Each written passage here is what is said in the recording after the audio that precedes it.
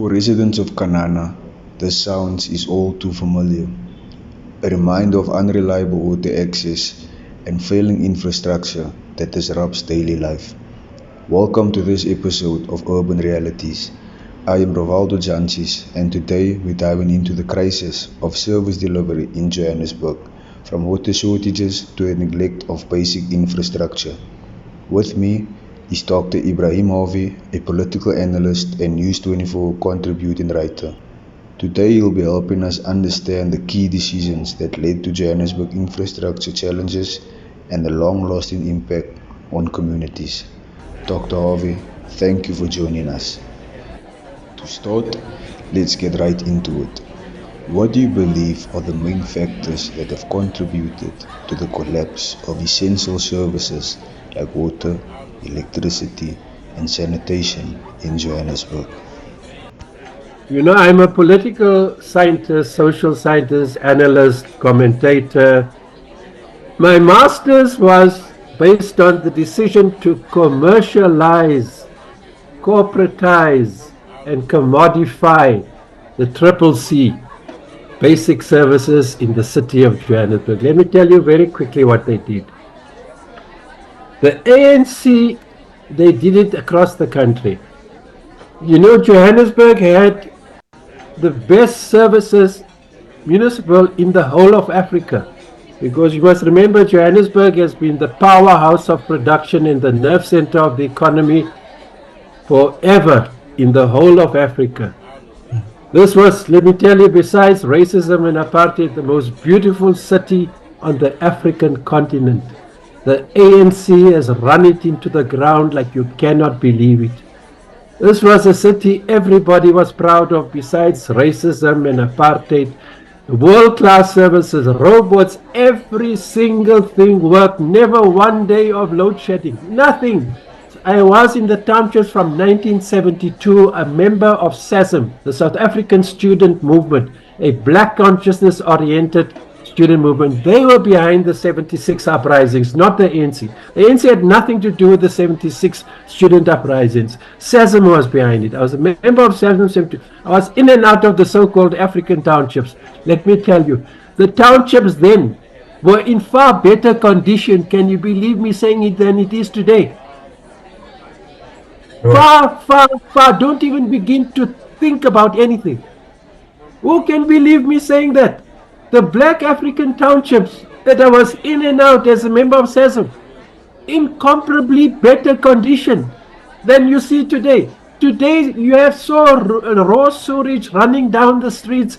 Everything has collapsed in the townships. If you think Cape Town is bad, my friend, you see nothing.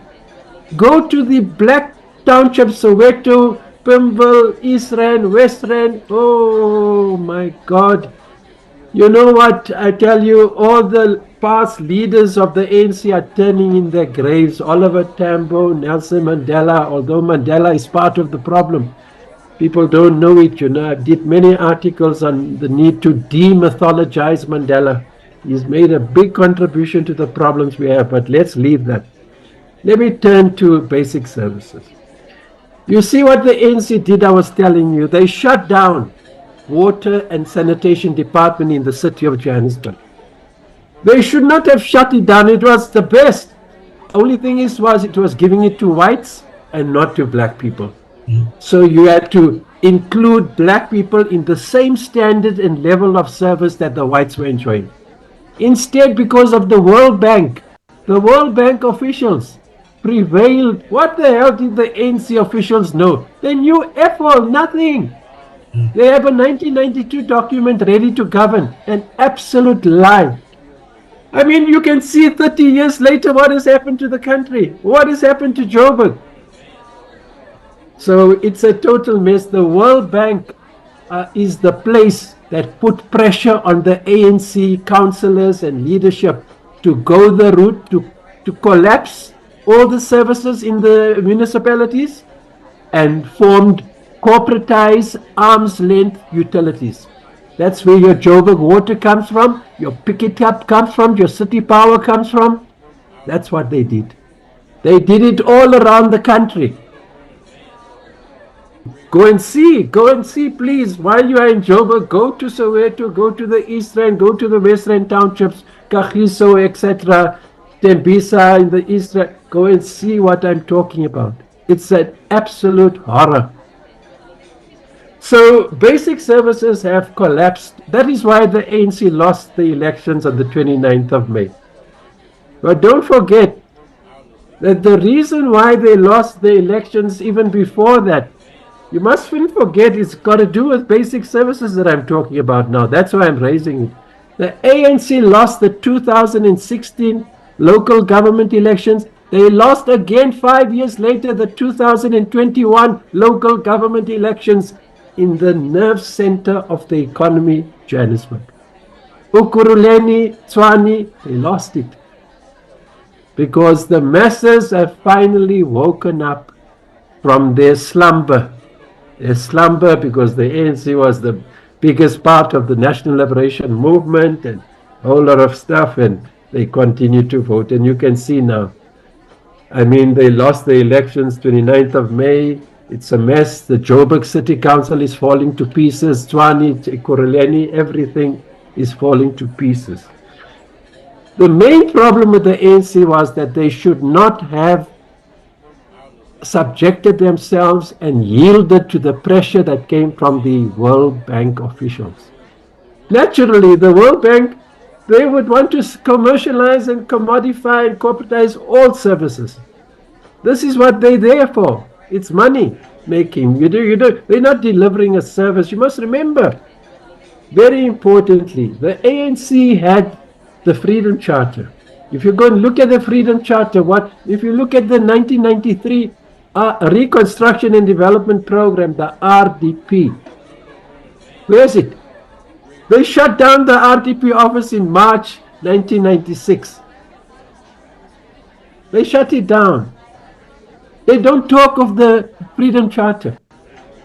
That is why, you see, all these things are very important to take into consideration when you look at what has happened to basic services in the townships. It's collapsed. As I told you earlier on, not just the general conditions, water, sanitation, sewage, electricity, you are far better off under apartheid than what has happened today. Today, it's 30 years later. I'll tell you something. Please do yourself a favor before you return to Cape Town. I don't know how long you're going to be in. Go to the so-called Black African townships, please. That is why the ANC has lost power. The people have finally woken up, the ordinary people, not the intellectuals and all the other academics and other people, middle-class people. Ordinary poor people woke up and they voted the ANC out of office 2016, 2021, and then again on the 29th of May this year. So that is my very simple answer to you. And you'll see all these, it's called arm's length public utilities. They call it public utilities, but it's not public utility. Let me just spend a few minutes to explain to you something. When you want to study privatization of services, you must answer one question to allow you to understand how privatization works. You must ask yourself, what change has happened to the services that were delivered? What changes occur? Well, I explained to you when the whites were ruling us, there was no Joburg water. There was no pick it up. The city did all that, and they did it very well. Very, very well, except that black people were not being properly served, white people was. So the white people enjoyed the highest municipal standards in the whole world. Listen to me. The white people in Johannesburg, for example, Cape Town, wherever, they had the highest municipal standards of service in the world. Okay, I'm talking of working class people, the highest municipal standards. The ANC, as I told you, they shut down everything and they formed these arm's length utilities.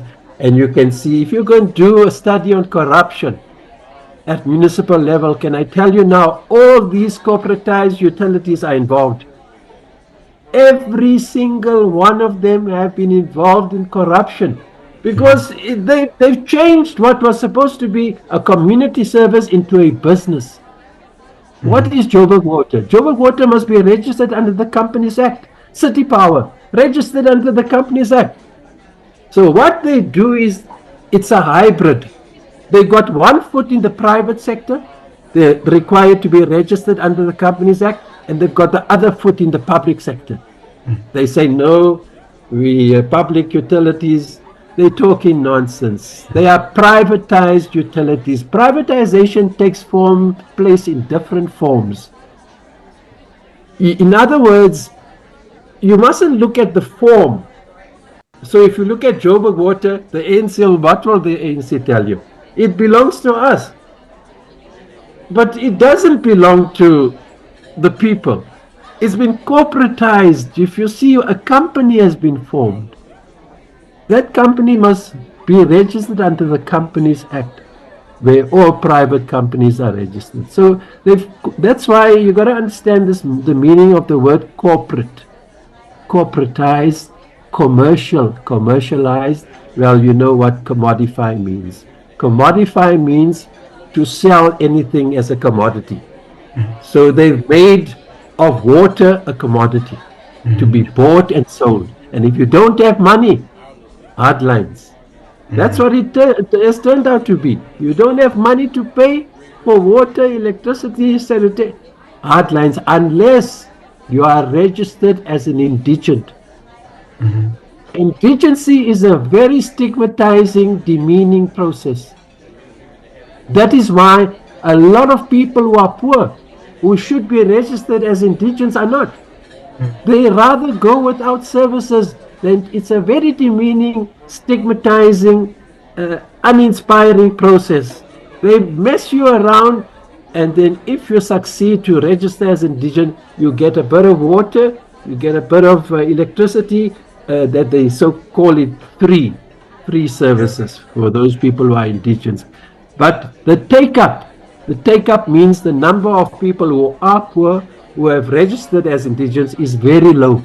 And it's very low. It's always been very low because of that embarrassment. People, the dignity of a lot of people, they try and then they just give up. It's a very bureaucratic process, time-consuming, undignifying, and so that is what has happened to services in Johannesburg.